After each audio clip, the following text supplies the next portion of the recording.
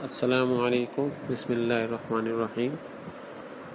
بھائی اللہ تعالیٰ کی ذات نے قرآن کے اندر فرمایا وَمَن يَتَوَكَّلْ عَلَى اللَّهِ فَهُوَ حَسْبُهُ إِنَّ اللَّهَ بَالِغُ أَمْرِهِ قَدْ جَعَلَ اللَّهُ لِكُلِّ شَيْءٍ قَدْرًا، کہ جس بندے نے میری ذات کے اوپر توکل کیا، اعتماد کیا، یقین کیا، بس اس کا یہ اعتماد، یقین کرنا، توکل کرنا اس کے لیے کافی ہے۔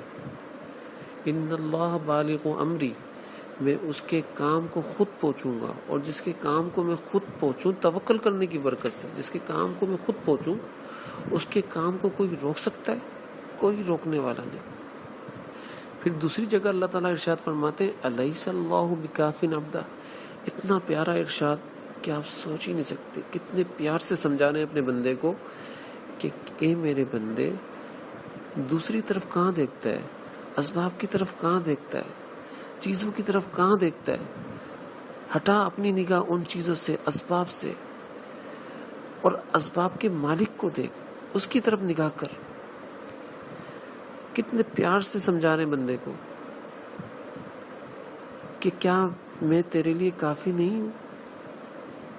جو دوسرے چیزوں کی طرف تو دیکھ رہا ہے، دوسرے اسباب کی طرف دیکھ رہا ہے۔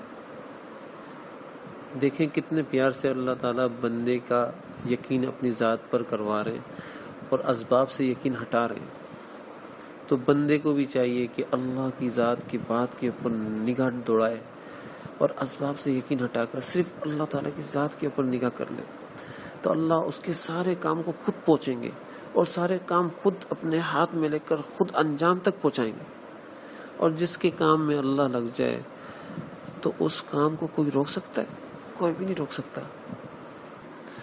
حضرت ابراہیم علیہ السلام کا جو واقعہ ہے وہ بہترین مثال ہے ہمارے لیے، کہ جب نمرود نے ابراہیم علیہ السلام کی ذات کو آگ میں ڈالا تو حضرت جبرائیل علیہ السلام آئے ابراہیم علیہ السلام کے پاس، بولا کسی مدد کی ضرورت ہے آپ کو؟ تو حضرت ابراہیم علیہ السلام نے فرمایا کیا میرا رب مجھ کو دیکھ رہا ہے؟ تو حضرت جبرائیل علیہ السلام نے فرمایا آپ اپنے رب کی نگاہ میں ہیں۔ تو ابراہیم علیہ السلام نے فرمایا جب میں رب کی نگاہ میں ہوں تو ڈائریکٹ میری مدد کرے گا، جب وہ مجھے دیکھ رہا ہے تو میری ڈائریکٹ مدد کرے گا، مجھے کسی کی مدد کی ضرورت نہیں، آپ جائیے۔ تو اللہ تعالیٰ کی ذات نے ڈائریکٹ وہاں سے آگ کو حکم دیا، قلنا یا نار کونی بردا وسلاما علی ابراہیم۔ ڈائریکٹ جب یقین ایسا پختہ ہو، اعتماد اور توکل اتنا پختہ ہو، تو اللہ تعالیٰ کی مدد ڈائریکٹ آتی ہے، کسی سبب کے بغیر آتی ہے۔ بندہ اللہ کی ذات پر ایسا یقین کرے جیسا بچہ اپنی ماں کے ساتھ کرتا ہے یا اپنی ماں پر یقین کرتا ہے۔ نہ وہ اپنی ماں کے علاوہ بچہ کسی کو جانتا ہے، نہ پہچانتا ہے، نہ اس کے سوا کسی سے فریاد کرتا ہے، اور نہ اس کے علاوہ کسی پر اعتماد کرتا ہے۔ جب اسے دیکھتا ہے تو اس کے باہوں سے لپٹ جاتا ہے، اس کے جسم سے اپنے آپ کو لپٹا لیتا ہے، چاہے وہ اس کو مارے۔ لیکن مارنے والی کنڈیشن میں بھی، حالات بھیجنے والی کنڈیشن کے اندر بھی،